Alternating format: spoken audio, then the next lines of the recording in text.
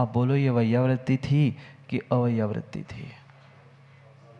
विवेक, विवेक की आवश्यकता है। ये वैयावृत्ति तप है, तप आप विवेक पूर्वक अगर साधु की, तपस्वियों की वैयावृत्ति करोगे, माँ विश्वास मानना आपको सातिशय पुण्य का उदय होगा ही होगा।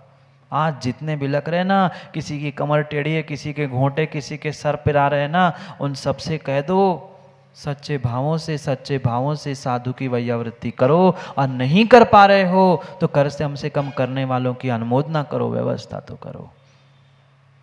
पर क्या करें, क्या करें? हमारे भीतर विनय नाम का ही तप नहीं बचा, विनय नाम का गुण ही नहीं बचा मुकेश जी। कहाँ से वैयावृत्ति करें? वैयावृत्ति करने के लिए विनय और वात्सल्य की आवश्यकता होती है। क्या करें, क्या करें? विनय नहीं, वात्सल्य नहीं, स्थितिकरण नहीं, उपगमन नहीं, ये सब मात्र आज कहने की बातें हो चुकी है। वास्तविकता में कुछ किसी के पास बचा ही नहीं। कहने के लिए तो लेबल और पार्टी लेके घूम रहे हैं ये निर्मल जी। आई नो, मैं सम्यक दृष्टि हूँ, मैं जानता हूँ कैसी वैयावृत्ति करना, कैसा क्या करना, मैं जानता हूँ उसने पाप किया, दुनिया में कह रहे हैं, और कह रहे हम साधु की सेवा कर रहे हैं। तुम्हारे पास स्थितिकरण उपगमन ही नहीं है, वात्सल्य ही नहीं है, तुम क्या धर्म की प्रभावना कर रहे हो और क्या धर्म की अप्रभावना कर रहे हो? तुम स्वयं सोचो, स्वयं सोचो, स्वयं सोचो। शैलेंद्र जी, दुनिया को नहीं पता है सुप्रभ सागर कौन है, प्रणत सागर कौन है। तुम मेरे राग में इनके बारे में कुछ कहोगे ना तो दुनिया व्हाट्सअप फेसबुक चलाने वाले यही कहेंगे कि इनके साधु तो ऐसे ही होते हैं। वैयावृत्ति नहीं कर पा रहे हो, वैयावृत्ति मुकेश जी नहीं कर पा रहे हो, तो कम से कम अवैयावृत्ति तो मत करो। विनय नहीं कर पा रहे हो माँ, विनय भी मत करो। मत ही निकलो घर से बाहर ना, कम से कम दुनिया के सामने अभिनय तो मत करो। आपको तो आपका फल मिलेगा, पर आपको देखकर चार लोगों की अगर श्रद्धा टूटी है तो पक्का मान लेना, पक्का मान लेना, आप कहाँ पहुंचोगे? स्वयं भी गए, दूसरों को ले डूबे। परम परम परम तप था ये विनय, वैयावृत्ति, प्रायश्चित, स्वाध्याय, ध्यान तो बहुत दूर की बात है, पर इन सामान्य बातों को, सामान्य तपस्याओं को भी क्या हम प्राप्त नहीं कर सकते? कर तो सकते हैं, पर हम करना ही नहीं चाहते, करना ही नहीं चाहते। उपवास कर लेना बहुत आसान है माँ, एक आसन कर लेना, रस त्याग कर लेना, 1 घंटा खड़े हो जाना, खड़े होकर पूजा कर लेना, ये फिर भी आसान है। पर सच्चे भावों से विनय कर लेना, सच्चे भावों से वैयावृत्ति कर लेना और की गई गलती का सच्चे भावों से प्रायश्चित ले लेना, ये बहुत कठिन है, ये कठिन है, बहुत कठिन है। इसलिए तो सबसे अधिक कर्मों की निर्जरा अगर किसी से होती है तो अंतरंग तपों से कर्मों की निर्जरा होती है, बहिरंग तपों से होती है, पर उससे कई अधिक प्रचुर मात्रा में निर्जरा अंतरंग तपों से होती है। कहाँ है विनय, कहाँ है विनय? आज तो ये सब विषय मात्र तथाकथित कहने का ही बचा है, कहने का ही बचा है। कुछ समय पहले क्या था और आज क्या था, शायद आने वाले समय में हमें तो ऐसा लग रहा है कि इसके लिए म्यूजियम ही खोल के रखना पड़ेगा। हाँ, जो म्यूजियम में देखना वो चित्र बने रहते, वो कुछ पुतले वगैरह बने रहते, ये वैयावृत्ति ऐसी होती थी, विनय ऐसा होता था, प्रायश्चित लेने की ये विधि होती थी, ये शायद लिख के मात्र कहीं टांगने की आवश्यकता है म्यूजियम में। इंसानों में तो कुछ बचा ही नहीं है। थोड़ा तो विवेक रखे, थोड़ा तो विचार करे, हम कर क्या रहे हैं, किसके लिए कर रहे हैं और क्यों कर रहे हैं। फिर रोता है, बिलखता है, चिल्लाता है, हमारे साथ ऐसा क्यों होता है, हमने तो इतनी सेवा की, हमने तो इतना सब कुछ किया मयूर भाई, पर हमारे साथ ऐसा क्यों हुआ? क्योंकि तुम्हारे उस क्रिया के साथ अविवेक जुड़ा था। वह तुम्हारा तप सम्यक तप नहीं था, बाल तप था, बाल तप था। ये एक वृक्ष है, ये तप एक वृक्ष के समान है, तप एक वृक्ष के समान है। अगर समय समय पर अंतरंग बहिरंग तप को प्राप्त करते रहोगे तो नियम से इस तप रूपी वृक्ष पर मोक्ष रूपी फल अवश्य ही लगेंगे, पर हम बीज ही नहीं बोना चाहते। हम बीज ही नहीं बोना चाहते तप का। कहाँ से मोक्ष का फल मिलेगा? कहाँ से मोक्ष का फल मिलेगा? भले ही रत्नत्रय मोक्ष मार्ग है, परम सत्य है, पर सम्यक तप रूपी चौथी आराधना नहीं है तो मोक्ष भी संभव नहीं है। मोक्ष भी संभव नहीं है, मोक्ष भी संभव नहीं है।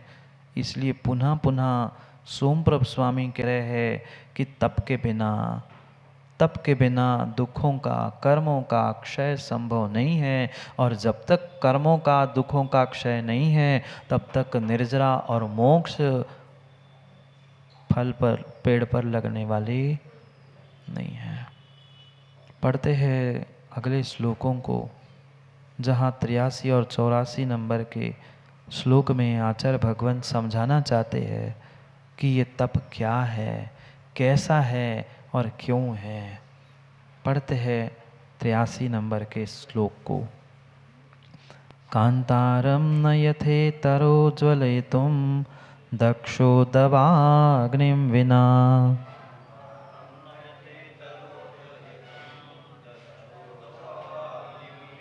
दावाग्निं न यथा परा शमयितुं शक्तो विनाम्भोधरम्।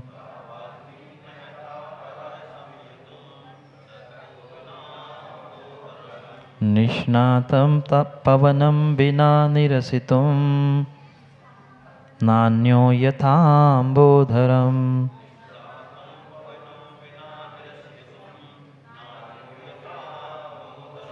कर्मोगम तपसा बिना किम परम हंतु समर्थस्तता। और एक श्लोक पढ़ना है, दोनों तप की ही व्याख्या करते हुए कह रहे हैं। संतोष स्थूल मूला प्रसंपरा स्कंद बंध प्रपंच।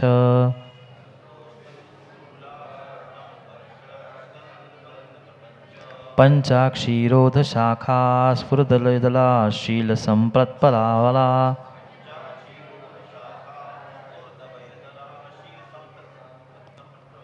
श्रद्धाभ्यापूरसेकाद् विपुलकुलबलैर्स्वार्थ सौंदर्य भोगः।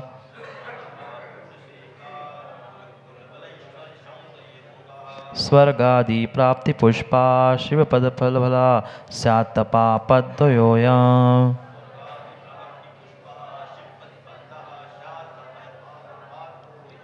पढ़ो एक साथ। संतोष स्थूल मूल प्रसम परिकर स्कंद बंध प्रपंचः। दोनों में तप की महिमा कहते हुए आचार्य भगवंत सबसे पहले कहते हैं, कांतारम न यथोतरे ज्वलयितुं दक्षो दवाग्नि बिना।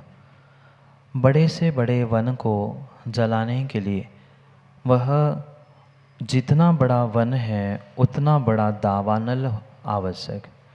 भले ही अग्नि चिंगारे से प्रारंभ होगी, पर चिंगारी तुरंत बुझ गई तो पूरा वन नहीं जल सकता। उस जैसे वन को जलाने के लिए दावानल के बिना अन्य अन्य अन्य कोई भी समर्थ नहीं है। एक छोटी सी अग्नि पूरे वन को जला दे जरूरी नहीं है, पर दावानल यानी उस वन में लगी हुई जो अग्नि एक दूसरे में वह फैल रही है, उस दावानल से ही पूरा वन जलता है। पुनः कह रहे हैं कि दावाग्नि यथा दावाग्नि समय तु अम्बोधरम बिना अपरान शक्त्या। जैसे उस दावाग्नि को, जंगल में लगी हुई इस अग्नि को समन करने के लिए मेघ के बिना दूसरा कोई समर्थ नहीं है। कितने ही टैंकर पानी डाल देना, पर जंगल की आग इतनी आसानी से नहीं बुझती। और वही अचानक बादल आ जाए और बरसात हो जाए, अपने आप वह दावाग्नि शांत हो जाती है। यथाम्बोदरम निरसितुम पवनम बिना अन्य न निष्णातः। जैसे मेघ को, आए हुए मेघ को भगाने के लिए, भिन्न छिन्न भिन्न करने के लिए, दूर करने के लिए, पवनम बिना न अन्य निष्णातः, हवा के बिना अन्य कोई भी समर्थ नहीं है। ऐसे ही तथा कर्मोघम हंतु तपसा बिना किम अपरा समर्था। वैसे ही उसी प्रकार कर्मों के समूह को नष्ट करने के लिए आप बिना तप के अन्य कौन समर्थ है? अर्थात अपितु न समर्था, कोई भी समर्थ नहीं है। जैसे वन में आग लगाने के लिए, जलाने के लिए दावाग्नि पर्याप्त है, दावाग्नि से ही वन में आग लगती है। उस दावाग्नि को बुझाने के लिए मेघ चाहिए, मेघ को भगाने के लिए पवन चाहिए। ऐसे ही तुम्हारे कर्मों को जलाने के लिए, वह तुम्हारी विषय वासनाओं को बुझाने के लिए, तुम्हारे उन काम भोगों को बहने से रोकने के लिए अगर कोई समर्थ है तो वह तप सम्यक तप है। क्योंकि कल ही बताया था, तप के माध्यम से ही इंद्रियों का निरोध होता है। तप के माध्यम से ही इंद्रियों का निरोध होता है, काम वासना से छूटना पड़ता है। क्योंकि तप ही एकमात्र ऐसा साधन है जो इन सब से बचाते हुए पूर्व कर्मों की भी निर्जरा करता है। तपसा निर्जरा, तपसा निर्जरा च, निर्जरा भी और संवर भी, संवर भी करता है और निर्जरा भी करता है।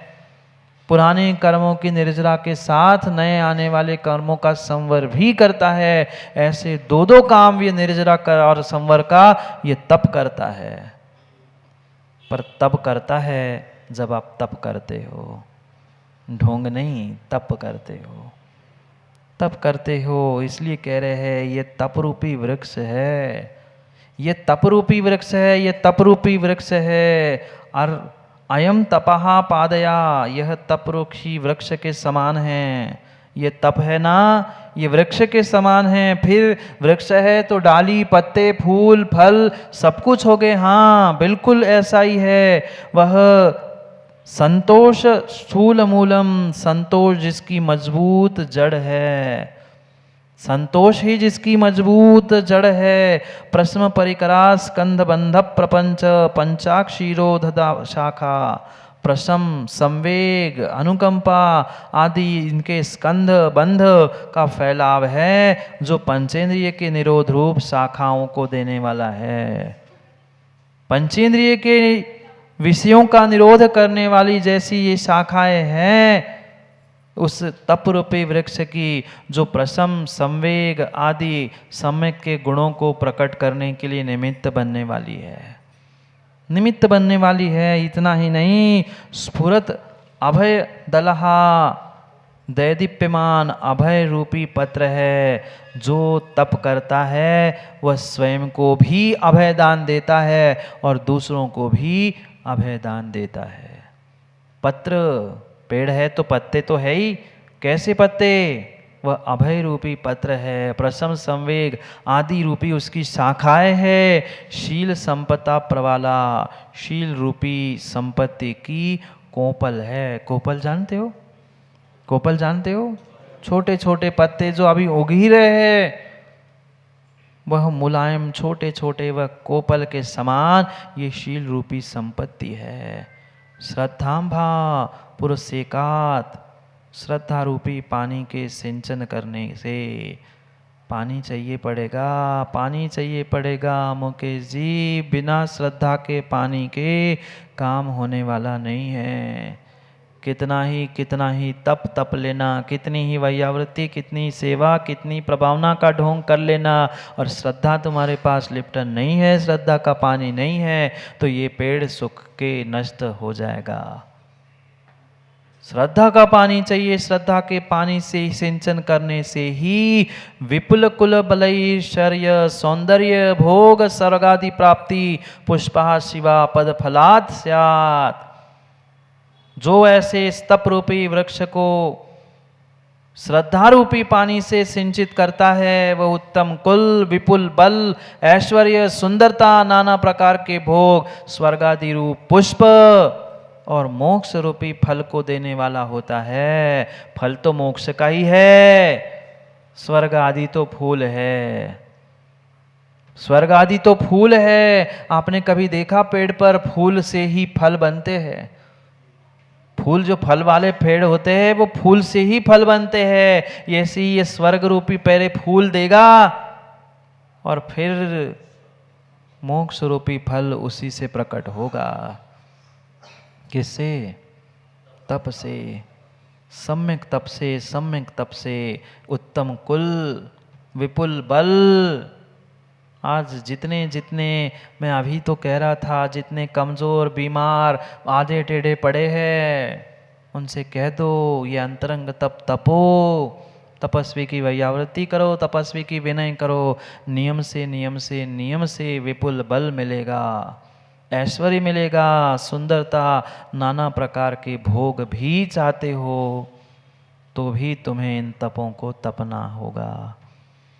निर्मल जी, सूरज तपे तपे रे माटी, दीपक जले जले रे माटी, तुझको तपना होगा, तुझको तपना होगा। समय हो गया है तपने का, समय हो गया है तपने का, तन मिला है तप करो। पद्य निर्मल, दोनों निर्मल पद्य है। तप मिला, तन मिला है तप करो, तप ही साचा होए। तन मिला है तप करो, तप ही साचा होए। इस साचे के बिना ये साचा साचा ना होए।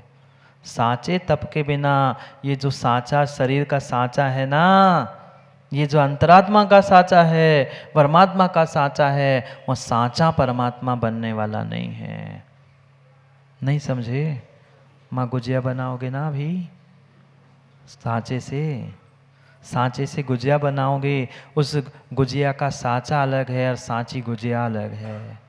बिना साँचे के साँची गुजिया नहीं बनती। ऐसे ही बिना साँचे तप के ये साँचा साँचा नहीं होगा, ये साँचा नहीं होगा, सत्य नहीं होगा, सुंदर नहीं होगा। इसलिए मनुष्य तन मिला है तप करो। एकमात्र पर्याय है जहाँ हम तप कर सकते हैं। बाकी तो पाप करने की पर्याय बहुत सारी है। कितना तप किया, कितना विनय, कितनी वैयावृत्ति, कितना स्वाध्याय, कितने उपवास, कितने क्या किए। निर्णय करे और समय को समय पे समझे, क्योंकि ये के जैन साहब समय हो गया है। बस कुछ समय और, फिर क्या पता कौन कहा। इसलिए समय को समय पर समझने के लिए हम समय का निर्णय समय पे करें। ये ठान ले, ये निर्णय कर ले, हमारा एक कदम ही आगे बढ़ना, 1 इंच भी आगे बढ़ना हमारे लिए कार्यकारी हो सकता है। इसलिए समय पर, समय की बात के लिए समय को समझे, क्योंकि जय कुमार जी, समय पे किया गया काम समय को दिलाता है। बोली भगवान महावीर स्वामी की।